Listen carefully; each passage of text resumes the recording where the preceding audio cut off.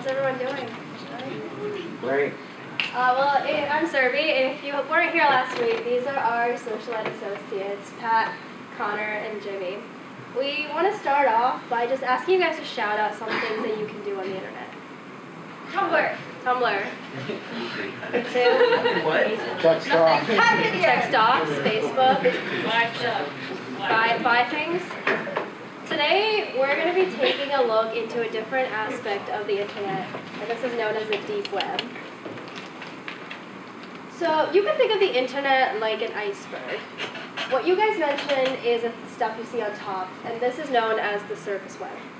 The surface web is accessible to everyone, and it's things like YouTube, Facebook, any social media, news websites, any web page you usually access. And the way that the surface web works is when you go to a web page, it'll take the data directly from the source and provide the source with information like when and where you accessed it, what your IP address is, your exact location. And this makes it very easy for the government to survey the surface web because it takes the data from what everyone is doing and what information they're trying to access. The surface web is accessible to everyone, so you go on these web pages every day and it's no big news. However, the surface web is a very small portion of the actual internet. And going beyond that, Google only indexes about 16% of the surface web. So if you can think about how vast the internet actually is and how little of it we access on a daily basis. Today we're going to talk about what's down here, and this is known as the deep web. So the deep web has been estimated to be about 500 times larger than the surface web. No one really knows how large the deep web is, but this is a general estimate. And you can't access it every day. It's not stuff we see when we just go onto a web page. In fact, it uses special tools to access. So let's talk about what these tools are. The first one is the Onion Router, or Tor. Tor is a special browser that you can download in order to get onto the deep web. And the Tor accesses information very differently from how the surface web works. So when you use Tor and go on a web page, instead of taking the data directly from the source, it'll take it from different computers that have that data stored in them. And it'll bounce signals off these multiple computers all over the world, making it extremely difficult for you to be tracked or monitored, or for anyone to find out your location or identity.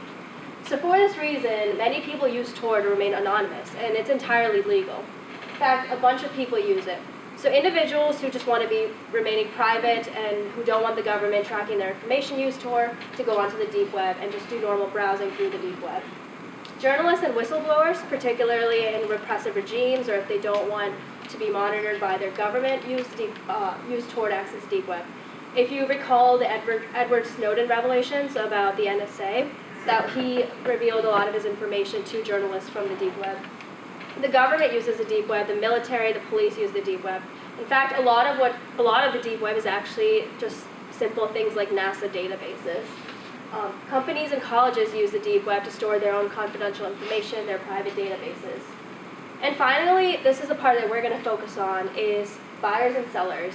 You can buy almost anything you can imagine on the deep web, including weapons, drugs, human organs, fake passports, counterfeit currencies, stolen credit card information. And this has grown into an extremely large economy. So to talk about how and why that's happened, I'm going to pass it over to Connor. Thanks.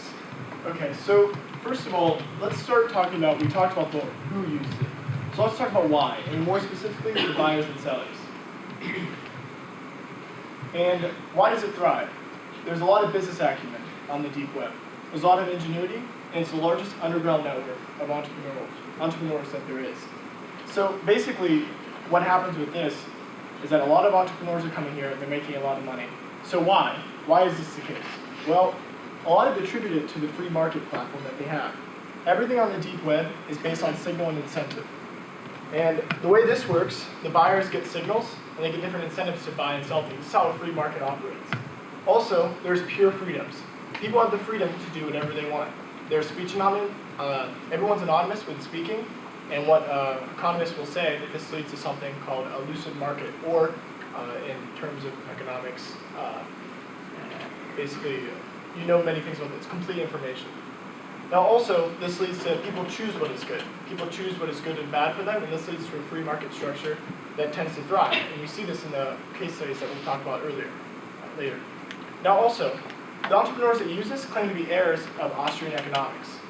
And what is Austrian economics? Well, let's talk about that. It's economic liberalism. So this is basically trickle-down supply side. If you give all the power to the suppliers, the buyers will benefit from this. Why? Because the prices will be kept low and it will work as a free market economy. And it has been working on the deep web. Now, why would there be some distrust in the financial system? Why would people turn to the deep web in order to buy and sell things? Now, most of you know about drugs, but they sell many other things too, like clothing. Why would there be a distrust like this? Well, because of our collapse, they decided to use unconventional currencies, things like Bitcoin. Bitcoins aren't backed by banks. They can't collapse. It's based on supply and demand. And the integrity is based on the computing power and the demand of the people using it. And this makes the deep web thrive. So with no government and no banks and no possibility to fail, as we saw in 2008, this leads to a new classical triumph, if you will. Basically, there's a free market and it's operating well. Now, let's talk about more why does a market form. We know that they're making a lot of money, but why does a market form? And let's talk about drugs. And the paradox that's brought up with this is basically that the more government regulation there is, the more money they can make on the deep web. Now, that sounds interesting, so let's go into this. There's drug dealers out on the street, right? Drugs are illegal because they're presumably bad for your brain. Now, basically what they do, they set regulations, and less people can sell drugs. There's a lower supply of drugs. This is basic supply and demand, so there's going to be a higher price, right? Now, many other drug dealers are going to say, hey, here's an entrepreneurial action, so I can make more money. So they're going to come in, and they're going to sell more drugs. There's going to be a higher supply of people buying to lower the price. But here's the problem, and we see this in the drug war in the United States. You can see drug dealers on the street. If there's 100 more drug dealers in Philadelphia, the police are going to see this and you're going to arrest them. But with the help of technology, as we saw in the deep web, it's much harder to catch these drug dealers. So there's a lot of people selling drugs on the market, on the deep web, and it's hard to catch them. It's like akin to a terrorist network. It's very hard to shut down a terrorist network because it's so spread out, and the same on the deep web. You can easily find a guy selling a bag of meth on the street in Philadelphia, but it's much harder on the deep web. Now, I don't know about you guys, but with all this that's being said, I'm smelling a perfectly competitive market on the deep web. And this is really important. And a couple things that are kind of prove this is that there's no startup costs. Anyone can go on the deep web. Now you have to have some knowledge about programming, right? But anyone can go on and sell drugs, any type of clothing. Also, it's multinational markets. You can sell your drugs anywhere. Now, a drug dealer in Philadelphia probably isn't going to get a plane ticket to China to sell a bag of meth, right? That's kind of implausible. But on the deep web, they can do that, and it's much harder to get caught. Also, there's little barriers to entry. A lot of people can come in, a lot of people can come out. That's how the deep web works. It basically keeps the price low for suppliers. So what I'm seeing here with the deep web, I'm seeing an economy that works on the free market platform. And now we talked about some of the why the deep web thrives. Let's talk about how and how they actually use the deep web. And Pat's going to dive deeper into the deep web with that.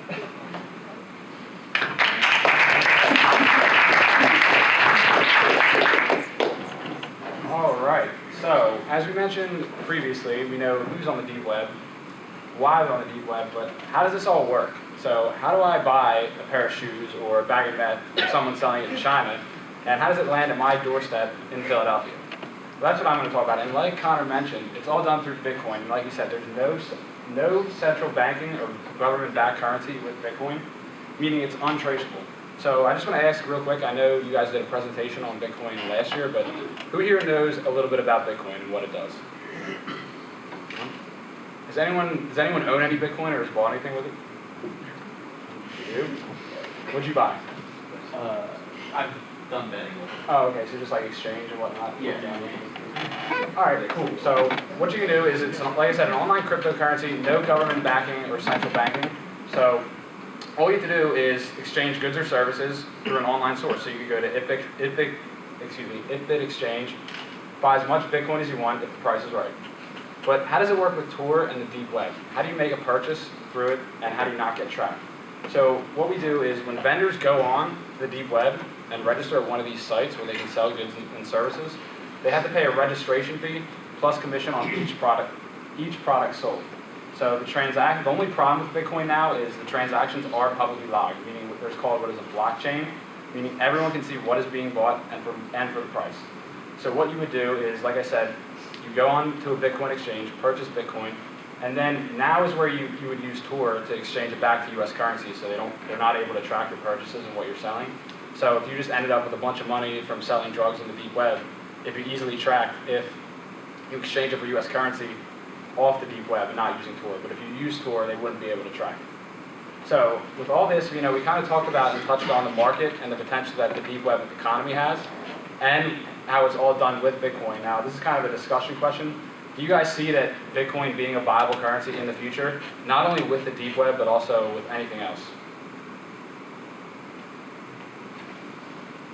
So, you pay real money for Bitcoins. How do you determine the value of the Bitcoin? So what it is it's all supply and demand, like Connor mentioned. However, so what there's computer programmers and or they're called miners, and they were the ones that are making the Bitcoin. So me and you can't necessarily make any extra Bitcoin. There's a set amount out there, and they're valued at a price. And now that price varies depending on the market. So for instance, I don't know, does anyone know the current Bitcoin rate right now? I think it's like 200 something. But what you do is you buy it. $200 for a Bitcoin? Yeah. But you don't have to buy like one Bitcoin. You can buy a certain dollar amount of Bitcoin. Yeah. So you can buy like half a Bitcoin? Yeah, whatever dollar amount you have. So if you have like $500, whatever amount of Bitcoin that'll get you. So through the deep web, it's just like, all right, this is going to be worth $500 worth of Bitcoin, and you pay that much money to get it. And then what happens is, like we touched on, that it's untrackable, untraceable. So it's going to show up with your address, shipping, and good packaging, the whole 9 yards. So this kind of brings me to my next point. And Oh wait, I think there's a question. oh, what's up? Completely off topic, but what's interesting is that PSUEA last year bought some Bitcoins and we exchanged it for a t-shirt as part of the social education presentation last year. So just something really interesting. Nice. Does anybody actually want to answer the question of whether or not you see Bitcoin as a Oh viable yeah. currency? And also, do you see any problems with it, like through the deep web or just in general?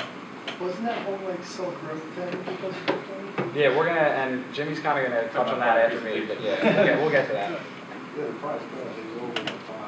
Mhm. It's over the price. It's over $1,000, as in the public good.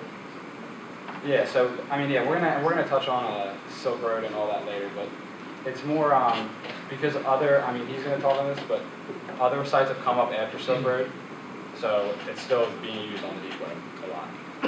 So I think it's possible it could become like a viable currency. I mean, I think there is like room in the world for a digital currency. I just don't think it'll replace like the US dollar, for instance, or some major currencies like that. But yeah, I mean, I would argue that it kind of is a functioning currency now. It's just not as major as like some of the big ones, like the dollar and the euro. Well, with the information that I have now, just like from what I just learned, probably not. Like you said, kind of U.S. currency and all that stuff. But what I'm like kind of confused about is, so basically, if you're buying drugs per se, and you transfer it back to U.S. currency, and then it's gonna show up in your bank account or somewhere in some form anyways, and wouldn't it be like very odd that just a bunch of money just came out of nowhere? Like we're talking about on the deep web, this is the only way you can purchase things. So it's really being used on there, but with a lot of people I've talked to about Bitcoin and asked, like it's really split. Like some people see it like just sustaining what it is, and then some people just see it crashing because there's no government backing. Anyone else? Does anyone? So going back to the discussion question, I think if it was like just left, if it was actually able to be left out regulation, there could be like a smaller market for it for like developing countries and things like that. But since it's so widely known and like the deep web is obviously known to the government, like you guys were saying, I think there's gonna be a lot of trying to regulate it, and that's obviously you can see it's not gonna help.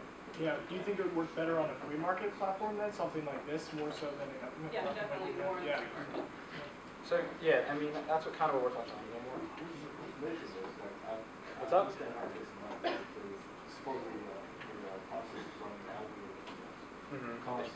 It's all computer engineering and online data mining. Okay, so one more. We'll take one. This is what I learned from my poli-sci class. traditional currency is backed by the people's faith in that country, like I don't think it will work because once the technology subsidy, probably not gonna people will still use it. And I mean, yeah, that's some of the other problems that they're talking about, but I'm kind of going to jump into my last point, which I was making, which was people who make purchases on the deep web don't necessarily trust it. They're very skeptical. Like, for instance, me, I would be very skeptical to go on the deep web and buy something from someone I never met through, an unreliable source such as some of these sites. But really what it is with these sites, and I guess I mentioned Jimmy's going to touch on the big one, is that they're very professional and well done and well-made platforms and sites. They call them like the Amazon of the deep web because of the way it's just designed and the whole professionalism aspect of it. Which, so each vendor, like I said, they come on, they pay a certain commission and fee. There's also user reviews and ratings, just like eBay and Amazon. They have customer loyalty programs, deals, discounts for people who continually buy from them. If you can't really zoom in, but this is kind of like one of the sites. There's user reviews here, like, oh, great packaging, got it in time, or this guy really hooked me up, and it's for like a bag of cocaine. It's crazy. And as this quote down here, it kind of just explains it all. It says the level of customer care you go through too often makes me forget that this is an illegal drug market. Like I just said, they're buying illegal drugs, but it's so professional. And like Connor mentioned, it's not on the street, so you just feel safe. And it's very simple to do, surprisingly. So now that I kind of touched on that, I'm going to pass it over to Jimmy, and he's going to go through the Silk Road case study about more in depth one of these sites. So Ross Ulbricht was Ulbricht was the founder. He was actually a Penn State grad student, graduated material science, ended up teaching himself computer programming and coding, got some help from a friend who was a programmer over at eBay who actually became one of like his business partners. Started out with him being just kind of like full-on hippie. Like he moved to he rented a cabin in the woods, started growing his own shrooms, and sold those online on the deep web. As the business expanded, he learned more about computer programming and coding and created what we call the Amazon of drug dealing, because what happened was he didn't actually end up selling drugs in the end. He made all his money by hooking people up with vendors on these websites, and he took a 10 to 12% for each transaction, and that's how he made all his money. And when he ended up being arrested, he had actually $28.5 million worth of Bitcoin in his account. So they don't know exactly how much that he had made over the entire course of the 2.5 years that it was up. But so this caused the price of drugs to actually, like for the vendors to sell, and not even just drugs, all the other stuff we talked about that they could sell. They'd actually have to raise the price a little bit because he was taking a percentage, but people were willing to pay for the convenience of having drugs shipped right to your door and the variety and like being able to choose exactly what kind, and marijuana being the biggest one, like the different strands, stuff like that. We won't get into the whole morality of drug dealing, but he saw it as moral in his own end because he was a very strict libertarian, adhered to like Austrian economics, very anti-government.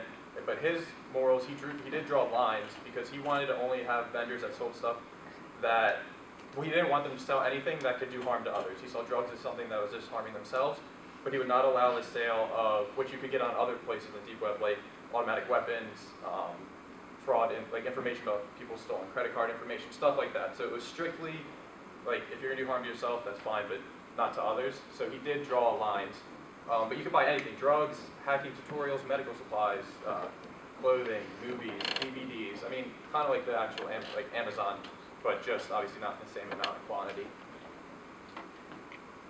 He went by the name Dreadpie Roberts online, and so the FBI infiltrated the Silk Road, and they knew that this account by the name Dreadpie Roberts was in charge and running the whole thing, but they obviously couldn't tell that was Ulbricht based on what we talked about earlier, touring the deep web. But it's actually kind of like murky what exactly the FBI did to figure out that Ulbricht was Dreadpie Roberts. They haven't really come straight out and said it, and that's actually brought up some like civil liberties kind of questions that people don't feel very comfortable with, because the FBI was able to do all this online and didn't really need the warrants and stuff, and haven't really specified what exactly they did. But they infiltrated it and convinced him, like earned his trust, became his employees, and he ended up actually hiring one of them to kill 6 people that were threatening his market, and paid him $750,000 worth of Bitcoin. Now, obviously, he was an FBI agent, so no one was actually killed, but so they realized they had to start taking him down. Right, no, exactly. I'm not saying he wasn't a hypocrite, but Yeah. Wasn't that guy from Penn State? Isn't he a Penn State? Yeah, he was a Penn State grad student with material science. We are. Yeah. But actually, so the way he got caught too, though, I mean, there's like a whole story to it. But what happened was they figured out where he lived, followed him to the library. They set up like a meet where he was talking to one of his employees online, and an FBI agent actually had to like, we didn't know it was an FBI agent, distract him while another FBI agent dove on his laptop, so he couldn't close it because it was so encoded and like encrypted that if he would have closed it, they would have not gotten any of the information they needed to prosecute him. And they were actually able to link, like he was kind of like dumb on his part, all these journals and like diaries of what he did every day. And they were able to link that up to what he was like Dread Pirate Roberts claimed to be doing online. So they were able to put it together. And he ended up being, charged with attempted murder, money laundering, drug trafficking, and got life in prison. So I mean, I think he was like 28 years old. So he's obviously 60 plus years. And the whole idea of that was the government trying to send a message that if you keep up like these types of markets on the deep web, like you will be punished to like the fullest extent. Now, do you think this would actually deter similar websites? Anyone think that would actually deter? No. Yeah, it didn't. There's websites now that are bigger and sell more products and make more money than the Silk Road did. I think there's a Silk Road too. There is, but there's actually a bigger. Those got like hacked or something like that, and there's not even a 3.0, but there's other markets that are out there that are actually bigger than that. But it's not all, just like bad on the deep web. There's a guy, Dr. X, is what he calls himself online, but he actually uses his real name. He's an actual doctor in Spain. You can see him right there. And he provides information about drug use, like on websites like Silk Road and others. And you can say that there are similar websites like this on the surface web. You can Google like what'll happen if I take these drugs, mix these, what's like the potential like lethality of it, all that. But none of those websites are actually right to the source of people buying drugs. In this case, he's one of those people that adheres to like philosophy that drug use is going to be inevitable, and he does whatever he can to make it safer. So on the deep web, it allows everyone to ask questions anonymous, and can just give them the best information to make it as safe as possible. Yeah, so does anyone have questions in general before we move on to discussion? Are you really anonymous if you have an IP address? So that's how the deep web works, is that it, like how I mentioned earlier, with the surface web, it'll take the data directly from the source. With the deep web, it bounces signals off of so many computers all over the world that like there's the potential that it could be any one of these hundreds of thousands of computers. So it's not possible to exactly track you. Or it is possible, but it's very, very rare. No, it's like a whole different segment of the actual internet. Like, if you, a lot of actual internet websites aren't on the deep web, but the deep web websites are not actually on the internet. It's a whole different part of the internet that's not visible to just our eyes. At the same time, it's not airtight. Like, there are ways to get caught, more so if you're selling drugs or other illegal goods, because that's what they're looking for. And there are ways, like I mentioned, to track it, like with Bitcoin. $1 million just shows up in your bank account, like that's not going to look good. So, a lot of vendors do end up getting in trouble because of that. I mean, wouldn't they just be like money laundering though? Well, yeah, I mean, there's obviously ways to get around it, but like the deep web, they're not gonna like me or you go on it, and you can buy a few things. They're never gonna be able to trace it. But if you're like a big time seller and you slip up once, they're looking for that, especially after Silk Road. So we have a few questions for you guys. Yeah. Okay, so Jimmy talked a lot about the morals of the deep web, and going back to when you were talking about the markets and how it really operates on the economic side, is it really a free market if these suppliers are making their own regulations? Like, for instance, no plutonium grade weapons, which I think is a great thing. I really don't think that should be traded around. Is it really a free market then if they're making their own regulations? What do you guys think? Yes. I think the biggest thing for this one is that everybody has complete information. So one business isn't really going to want to have super high regulations or super high prices because they know that everyone else can find somewhere else to get these goods. So I think it still can be a free market if they don't have those regulations. Yeah, that's Joe? I guess it's kind of interesting to draw the distinction between an anarchic market and a free market. So a free market, as someone like Adam Smith would describe, is a market where people can optimally trade as it were. They can trade them while respecting each other's own property. If, however,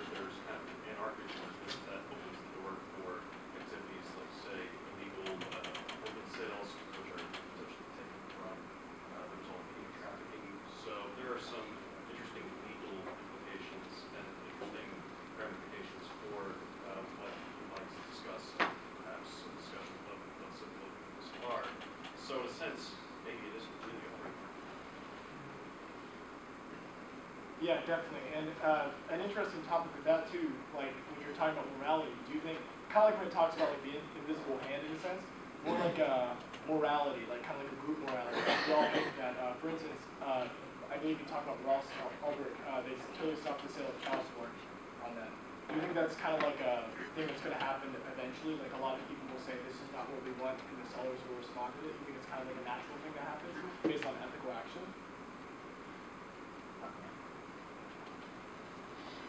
Okay, you mean that stuff like child porn would be taken down? Yeah. So like in like a free market structure, enough buyers are saying we don't. Or the sellers first originally say we're not going to sell this, and enough buyers will eventually say, yeah, we agree with that. Or I mean, if the buyers really do want this, and they all in a free market all really wanted, child porn or like uranium grade weapons, then the sellers would have to respond to that and sell, or they would go out of business. Yeah, I think that makes sense.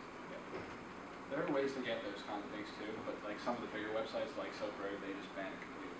That's their morality behind over. Okay, so we're going to go on to the next question. So we talked about how Google indexes such a small portion of the internet, and there have been attempts by people and projects in which they're attempting to create a search engine that indexes the entire internet for data purposes. So what do you think the implications of this could be?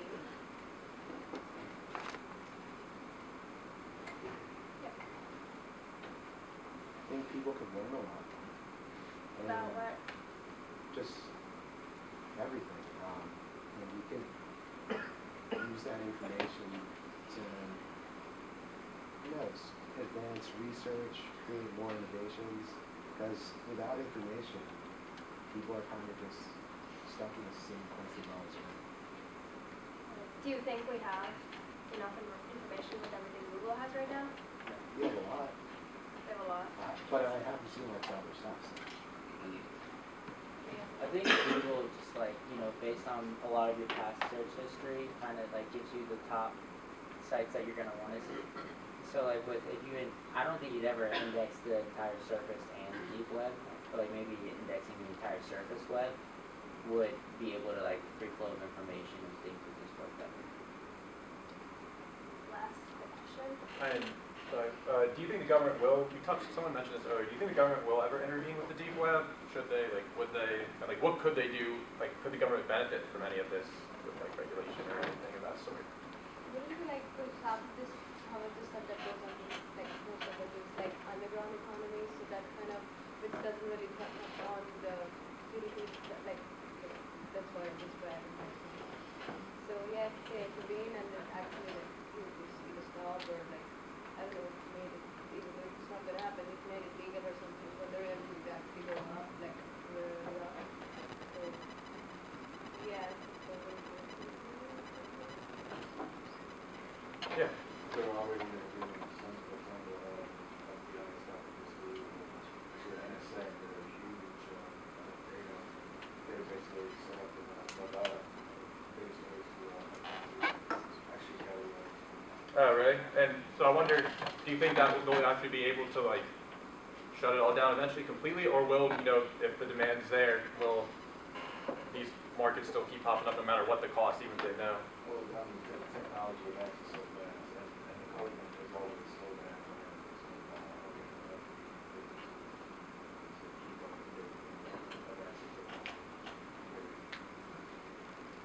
Kind of going off what Dee was saying, they can try to shut it down, but I mean, people are always going to find ways to beat the system. The police constantly arrest drug dealers, but there's still drug dealers on the streets. I think it's kind of a similar thing with the internet. There's always going to be people who find ways to beat the government. It's funny actually, because real quick, the government actually pretty much invented the Tor network. It was started with Navy SEALs to hide information so they couldn't be tracked and traced, and now we're using it to sell and have a completely underground economy that they can't regulate. Alright, thank you guys so much. Another round of applause for the associates.